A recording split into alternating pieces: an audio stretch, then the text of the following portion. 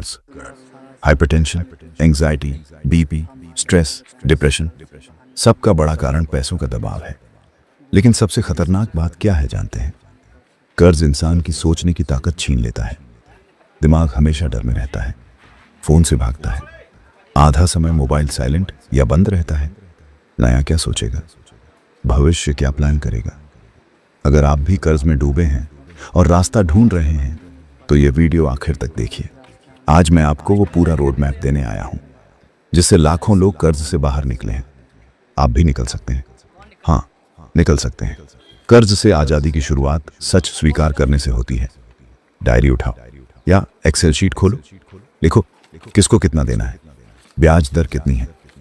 Home loan 8.5%, car loan 9%, education loan 10%, unsecured loan 20%, personal loan 2 से 3% महीना और credit card 30 से 35% सालाना। अब समझ आया तुम्हारा खून कहाँ चूस रहा है। सबसे ज्यादा ब्याज वाले लोन को हाईलाइट करो, वही असली दुश्मन है। सबसे ज्यादा ब्याज वाला कर्ज पहले खत्म करो। अगर क्रेडिट कार्ड तुम्हें लूट रहा है तो उसी की गर्दन पकड़ो। लिस्ट में ऊपर से शुरू करो, नीचे तक आओ। ब्याज बचाओ, समय बचाओ, आजादी जल्दी मिलेगी। सबसे छोटे कर्ज पहले खत्म करो। 10,000 रुपये किसी को देने हैं, पहले उसे चुकाओ। क्यों? क्योंकि जीत का एहसास कॉन्फिडेंस देता है। जब तुम एक कर्ज खत्म करते हो तो तुम्हें लगता है मैं कर सकता हूं। दोनों तरीके काम करते हैं, लेकिन मेरी राय, पहले बड़े ब्याज वाले राक्षस को खत्म करो। अब आता है असली युद्ध। बजट बनाओ, सख्त बजट। हर खर्च लिखो, पैसा जा कहां रहा है। Netflix, Amazon prime, Hotstar, Spotify, YouTube premium, unused courses, auto renewal subscriptions, dating apps, gaming apps, सब बंद। आज से कर्ज में हो और एंटरटेनमेंट पर हजारों जला रहे हो। ये युद्ध है, ये पिकनिक नहीं है। छोटे छोटे खर्च बाल्टी के छेद हैं, पहले छेद बंद करो। याद रखो, कर्ज मुक्ति फैंसी लाइफ से नहीं, फोकस लाइफ से आती है। अब सुनो तीसरा और बेहद जरूरी कदम।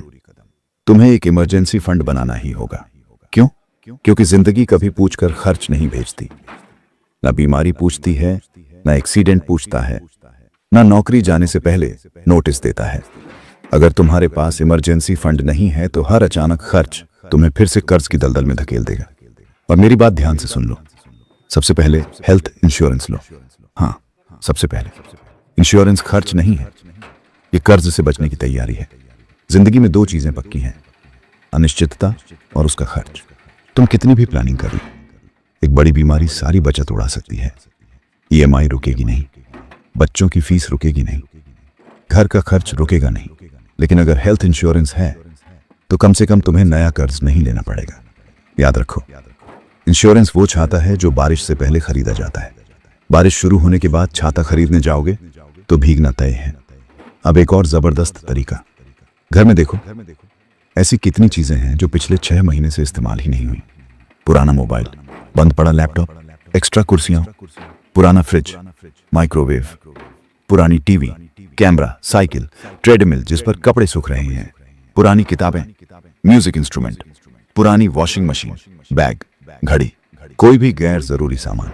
ये कबाड़ नहीं है, ये तुम्हारा कैश है जो बस एक एक्शन का इंतजार कर रहा है। OLX, फेसबुक मार्केटप्लेस, क्वाइकार पर डालो बेचने के लिए।